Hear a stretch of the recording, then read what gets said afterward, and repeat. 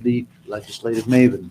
I really wanted her to come on and speak about more in detail. She gave us earlier a legislative brief leading into the 2021 Florida legislative session, the bills that have already been filed specifically. But I wanted her to speak more about having a conversation, for her and I to have a conversation about what to expect in the upcoming legislation.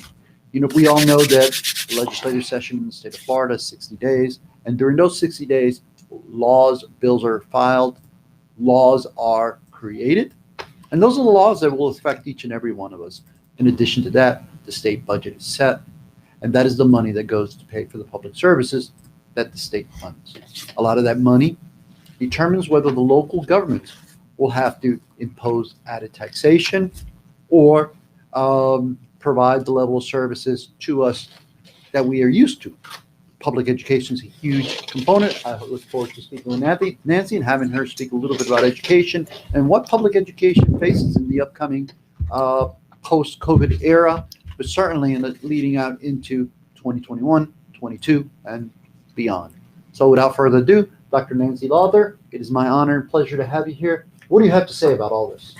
Glad to be here. Thank you, Robert. And it's interesting that you bring up the budget. We are only partway through the entire budget process. As you know, different agencies from the state submit budget requests. Those are already in. That's their wish list, or the please do not cut us list. Then the governor is going to present his proposed budget towards the end of this month. He is required to do so 30 days before the legislative session starts. So since the legislative session starts March 2nd, 30 days before that, that's the absolute last time that the governor can present a budget. And the governor's budget is going to be very interesting. The major components of any budget in any year are normally healthcare and education. And we'll see, given our current crisis, what the balance is between those. Then, as you know as well, the House and the Senate will come up with their own budget priorities. They may differ from the agency requests. They may differ from the governor's budget. And then everything gets discussed. And by the end of the legislative session, there is a final budget that is agreed on. And the governor then has the last word, because with certain allocations, the governor has line item veto capabilities. And I believe there was $1 billion in vetoed local projects this last year in preparation for the economic downturn that they were anticipating. So, do you remember what the governor said a few months back about what the forecast was as far as the deficit of the the upcoming budget? I can't remember how many billions of dollars he said that they were pretty much short.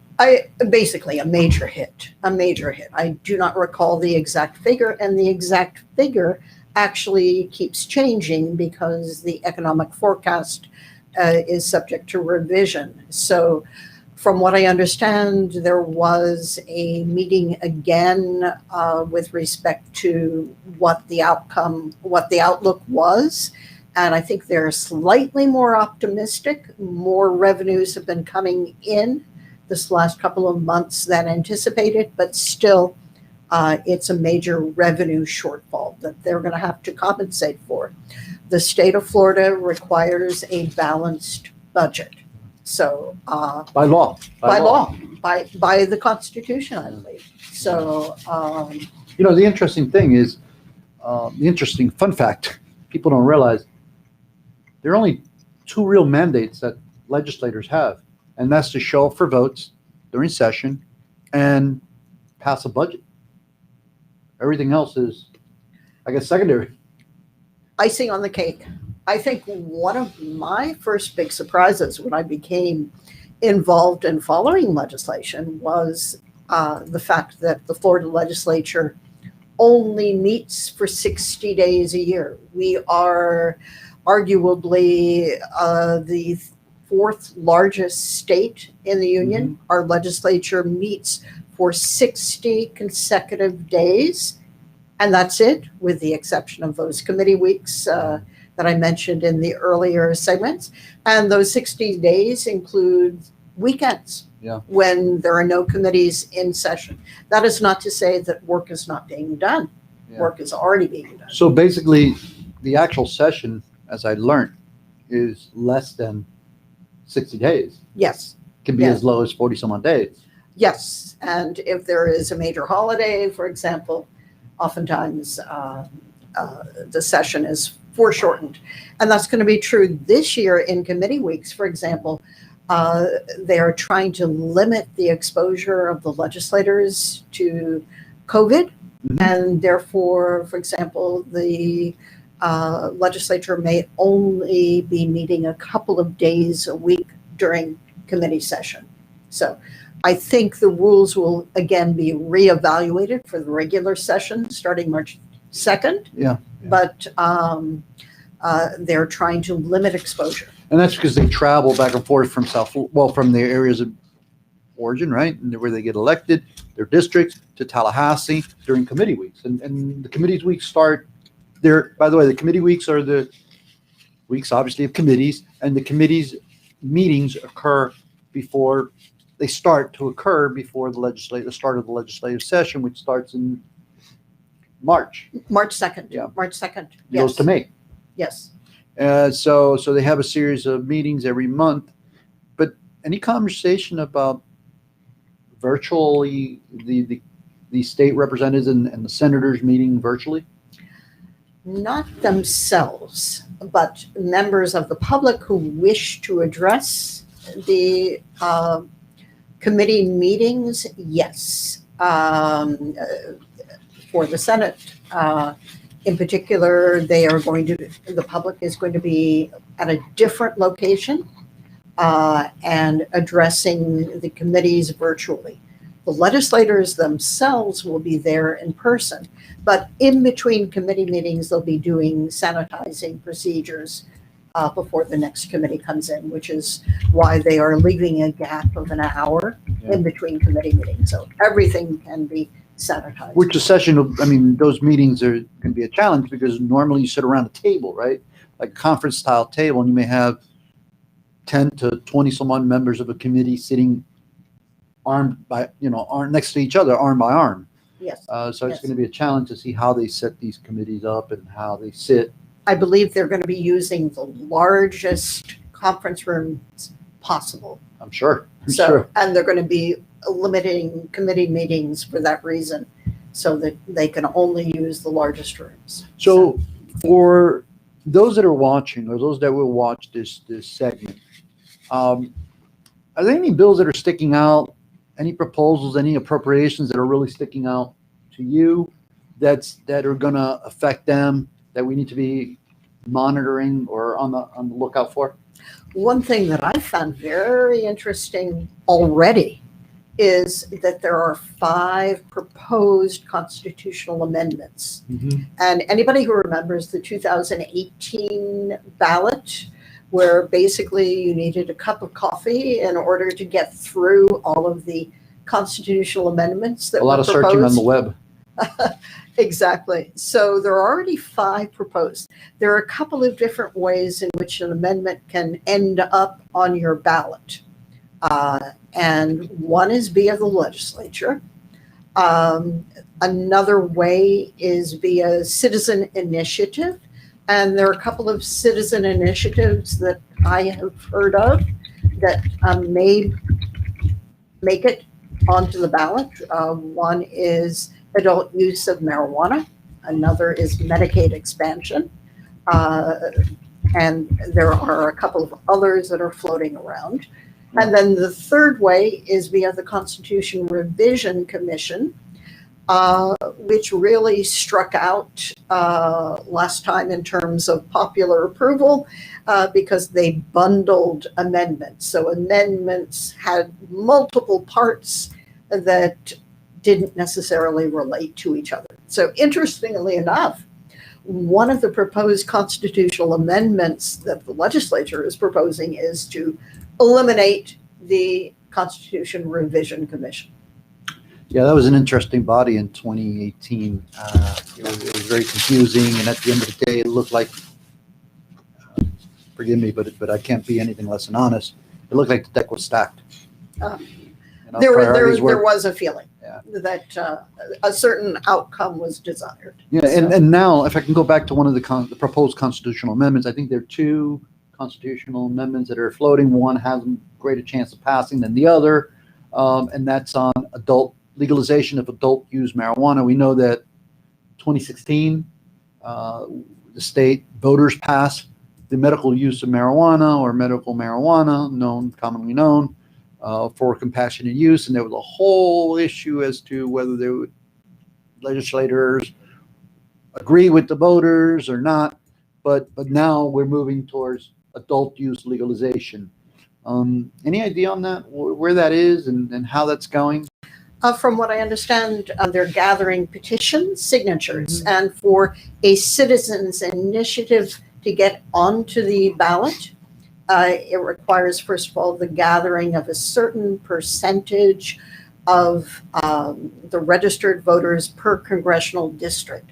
So that number of voters per congressional district is determined by the number of voters who actually voted in the last presidential election. Wow, we So, just had a record-setting Let's turnout. say the bar has risen Wow. because we had such large turnout. So any measure that goes on via citizen initiative is going to have to really surmount a higher bar.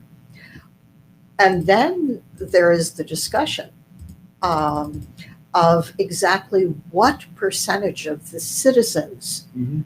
should be required to pass a constitutional amendment before it is considered passed. And one of the legislative proposals for a new constitutional amendment is to raise the bar. Right now, for a constitutional amendment to pass, 60% of the voters' approval is necessary, which means that a lot of measures that passed previously would not do so today. There is a proposed constitutional amendment to raise the bar even farther, to make it 66 2/3%, Wow. which means that practically no citizens initiatives. Yeah, and let's would go talk forward. about that. Let's talk about what the intent is behind that. Those of you that probably don't know is that there's a big move, a power struggle with the legislature and the local jurisdictions. And actually, it talks about local control, preemption, or basically limiting the power of the local jurisdictions. Talking about keeping Big Brother out of the equation here. It's the opposite, right? The state legislature is moving to preempt local government and also preempt the voters, our right to do what the legislators will not do, and that is pass legislation that is popular to the voters. Can you talk about where we're at with that preemption and that agenda? Oh my goodness. There's I know I'm bill- opening up Pandora's box. Yes, we have you 2 are. minutes. You So. are. Preemption has been a big issue, and I believe the Florida League of Cities is particularly concerned about that. But school boards as well have been subject to preemption and may be further restricted in the future. But let me take a very local example. And there is a bill that is proposed currently in both the House and the Senate. It's called Building Design. Okay. And I read through this bill and I thought immediately of Coral Gables, because the bill states that a jurisdiction, a municipality, a county, may not specify any particulars with respect to roof design or material, or painting, exterior painting color. Mm-hmm. And so I went immediately to the Coral Gables website, and there are colors of paint that are recommended. You can go outside that, but you need approval. And of course, Coral Gables is very well known for its tile roofs. Yeah. And this bill, unless there is an area of a jurisdiction that is historically designated, would in essence throw all of that out. Wow. Uh, So they would strip the city of Coral Gables from the authority of designating how buildings are constructed. Wow. Yeah. Or the design or the look, right? Right. So lastly, I wanted to talk about education, but we're gonna have to do that another time because I think we're running out of time.